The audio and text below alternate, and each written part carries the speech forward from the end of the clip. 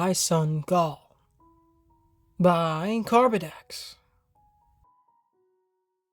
Picture this. I'm a single father, and I got a son, Gall.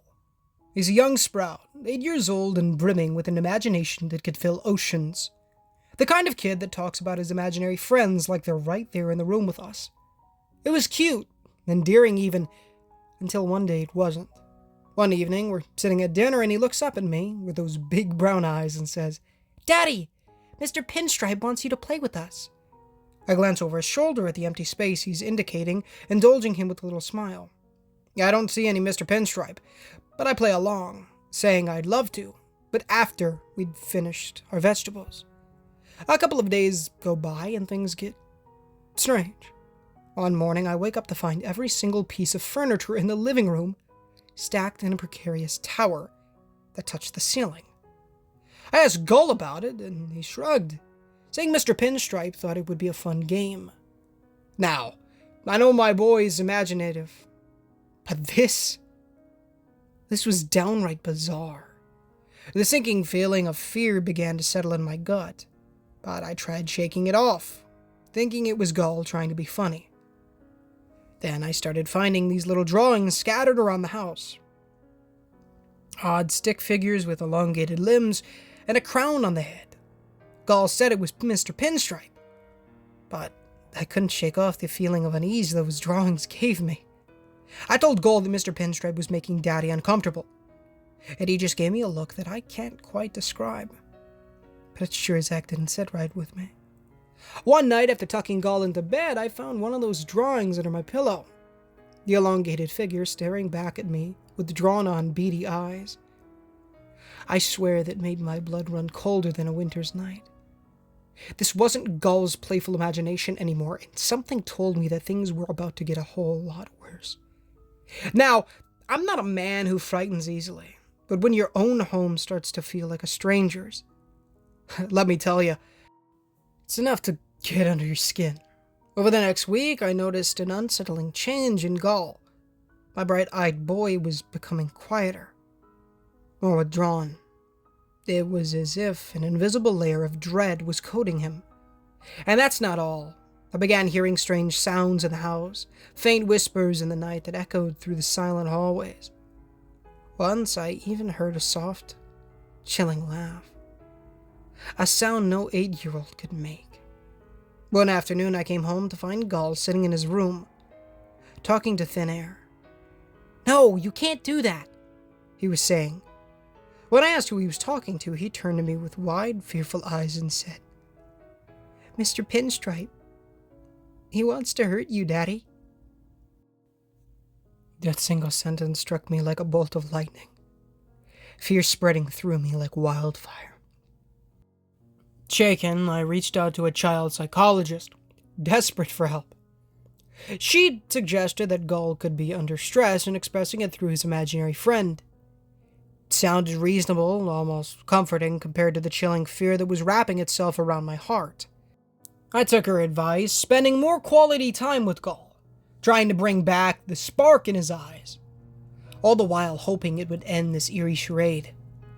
But, sometimes life just doesn't play fair. The more I tried, the worse things got. There was a shift in the atmosphere, a sense of menace lingering in every corner of the house. Gull's behavior was getting stranger, his drawings more disturbing. I'd wake up at night, cold sweat dotting my brow, certain that I'd heard an adult voice whispering Gull's name. The fear had me in its icy grip, and it wasn't letting go. And I couldn't shake off the dreadful feeling that something terrible was about to happen. My worst fears were realized one fateful evening. I had picked Gull up from school, and we were driving home. The sky had turned an ominous shade of gray, with heavy rain clouds threatening a downpour. Gull was silent in the back seat, his little face pale, eyes focused on the notebook in his hands. I glanced at him through the rearview mirror, noticing another one of those disturbing sketches of Mr. Pinstripe. Suddenly, Gull looked up. staring at something in the distance, his face blanching further. I followed his gaze, seeing nothing but the road ahead. He suddenly cried out, "Daddy, look out!" Startled, I slammed on the brakes, my heart pounding. But there was nothing. No animal darting across the road, no car veering into our lane. Nothing. But Gull kept staring wide-eyed at the empty road, whispering, "He was there! Mr. Pinstripe." That night I found a note under my pillow. Scrawled in Gull's handwriting, it said, "Mr. Pinstripe is mad at you." Now let me tell you, there's nothing scarier than reading a threat written by your 8-year-old son. Especially when it's supposedly coming from his imaginary friend. My heart pounded like a drum in my chest as I held that crumpled note, the sinking feeling of dread pulling me under. But what came next was even more horrifying. I woke up the next morning to find Gull missing. I searched every nook and corner of the house, but there was no sign of him. A feeling of icy terror gripped me as I stumbled upon his room. Laid out on his bed was another note. "Mr. Pinstripe has Gull. Come find us." As fear turned into gut-wrenching panic, I realized the gravity of the situation. I was in a horrifying game with something I couldn't see, and my son's life was at stake. The house felt more like a tomb than a home without Gull's lively presence. But I couldn't afford to let fear paralyze me. My son needed me. I decided to follow the trail, for lack of a better word, left by Mr. Pinstripe. The first clue was in the note. Come find us. But where? I mulled over it until it struck me. The drawings. I gathered all the sketches I could find, each one with that eerie figure of Mr. Pinstripe. As I looked closer, I noticed something odd. In each drawing, there was always a peculiar shape in the background, like a building with a tower. It was the old abandoned church at the edge of town. An icy chill ran down my spine. It was a long shot, but the only shot I had. When I reached the church, the sky had darkened, and the building cast long, sinister shadows. The tower loomed above me like a silent sentinel. As I walked in, the scent of damp, rotting wood filled my nostrils. It was eerily quiet, but I could almost sense a presence, a feeling of being watched. It was like walking into the lair of a beast, my every instinct screaming at me to turn back.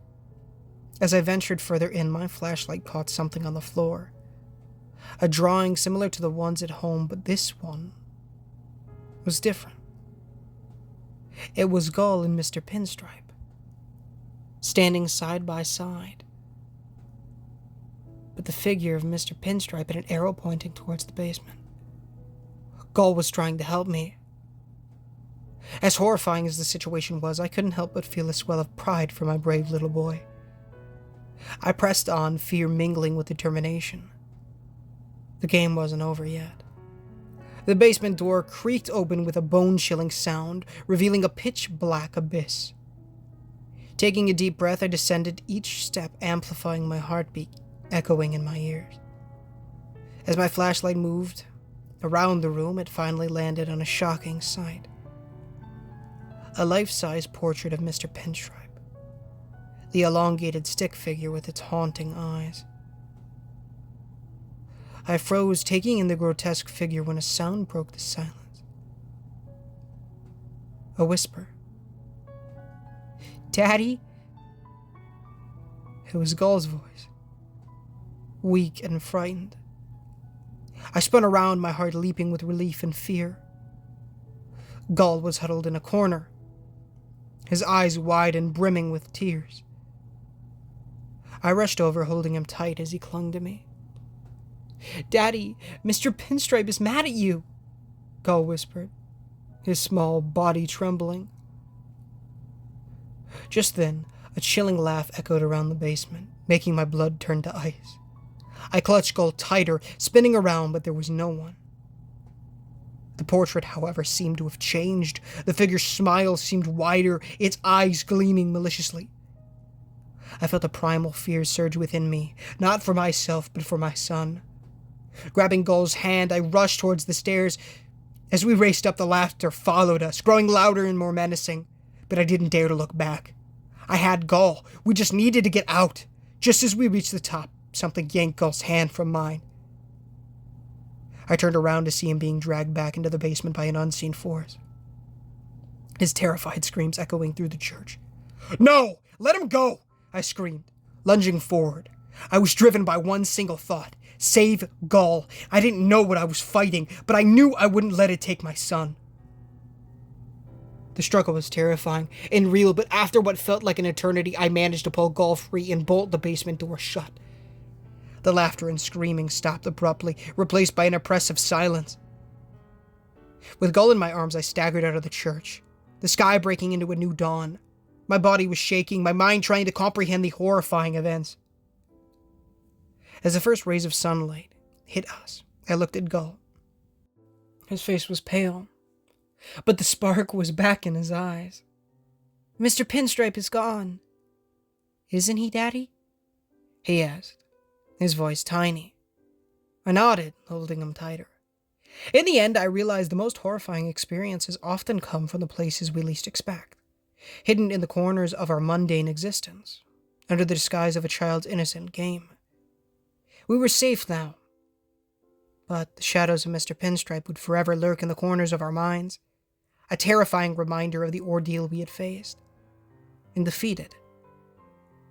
The game was finally over, but its chilling memories would last a lifetime. When we got home, the house felt different. Later, Gull ran off to his room, and for the first time in weeks, I heard his carefree laughter ring through the house. It felt like a weight had been lifted off my chest. But our ordeal had left its marks. The previously innocuous stack of Gull's drawings now felt like a grim reminder of our nightmarish journey. I knew it was time to make some changes. We packed up, moving to a smaller place on the other side of town, far from the old church. In our new home, Gull was back to being his bright and imaginative self. Yet, sometimes he would wake up from a nightmare, eyes wide with fear clutching onto me. I'd hold him close until his breathing slowed, whispering comforting words into his ear. We were healing, slowly but surely. One day, as I was making dinner, Gull rushed in, holding up a drawing. My heart skipped a beat as I took it. But there, on the paper, was our new house. With Gull, me, and a dog he wanted to adopt. No Mr. Pinstripe. Just us.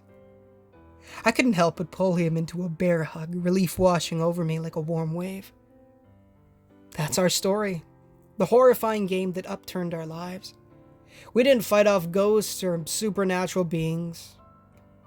No, we faced something much more insidious. An entity born out of an innocent child's imagination.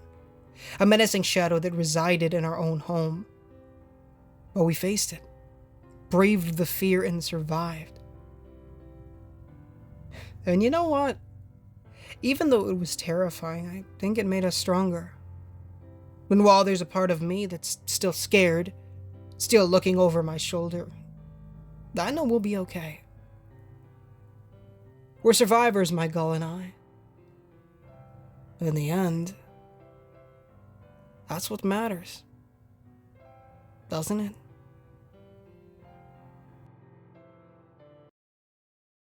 Hey guys, Ninja Gamer here, and thank you so much for watching today's story. If you did enjoy it, please feel free to leave a like on the video, as it does help the channel. I know it really does get the gospel of these feeds, as well as please consider subscribing, as we are trying to 10,000 subs by the end of the year, and it'd be a massive blessing for the Lord if you guys did so. Of course, if you haven't done so already, $1,000,000 question, pin a comment in the description if you prefer to read it that way, but it's on screen right now. Please give it a read, as it'll teach you about how to gain eternal life, how to go to heaven. Who wouldn't want that?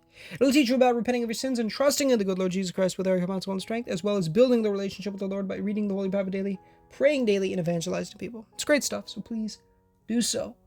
Of course, as always, the $1,000,000 question, as well as anything else I talk about in these videos, are not associated with the story or the author in any way, unless otherwise mentioned.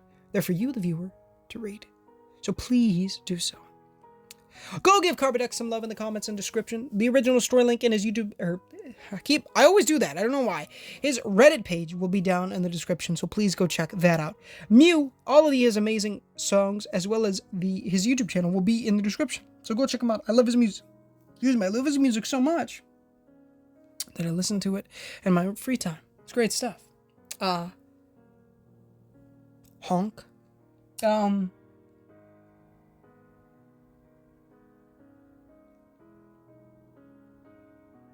Yeah. That's all the music that you hear in the background. Currently, you're hearing it right now. The one that's playing right now is Lost World by Mew. My favorite one, personally. But yeah. My brothers have a YouTube channel, Tamac Plush Videos, where they upload plush videos, and they're uploading daily in 2024. I make quite a few cameos over there, so if you want to see me in something other than horror stories and video games, go check it out. It's great stuff. Amazing, truly. Yeah. I recommend the 2021 videos. Those are some of my favorites. It's great stuff. My youngest brother Cole wants to be a rapper, and so I'm leaving a link to his YouTube channel and his SoundCloud for his music. So please go check that out. The Cole is his name. It's great stuff. The Barron County Anthology by Random Appellation 468 and a former stalker texted me this morning. She's been dead for a year by Tiro 1000.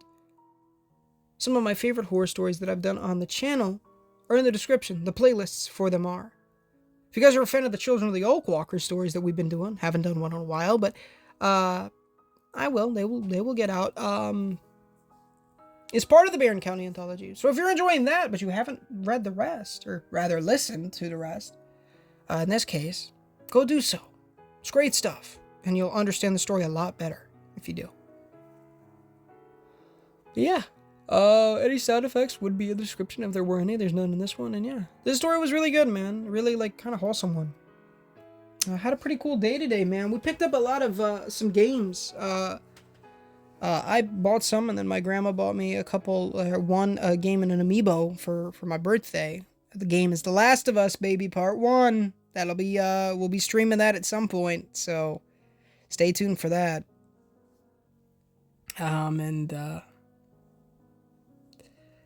I bought 3 games, with my own money. A couple at a local game store, the other one at a reuse store. I picked up, for the 360, anything that is not on the PS4, PSVR, or the PS5, or computer can't be streamed, obviously. But I picked up Call of Duty Advanced Warfare on the Xbox 360, very cool. And then I picked up Red Dead Redemption Undead Nightmare for the PS3, so I could get the DLC and stuff for when I do the original Red Dead. And then I picked up the Iron Man VR game for like 10 bucks. I call bands, like one band is like $1, not like a lot of people call it, which one band is like 1,000. I don't know. That's why, if you ever hear me talking about that, that's why. So it was really cheap. Cole, that was one of the games that Cole recommended I get when I got my VR, so I figure I might as well pick it up. So yeah. So stay tuned for that. That's going to be fun. We're going to play the crap out of that. Apparently it's like a 7 out of 10, but like a 15-hour plat. I don't know. It'll be fun. Oh, but I'm going to let you guys go. Thank you so much for watching, and I'll talk to you later. I don't think there'll be a stream tonight because, 1, I'm tired, and 2, I got to do the Fortnite stuff. But, yeah. Pokemon Day tomorrow, baby. Maybe expect that to come out. So, yeah. I love you guys. Thank you so much for watching. And until next time, guys, until next time, guys, this is Ninja Gamer. Signing off.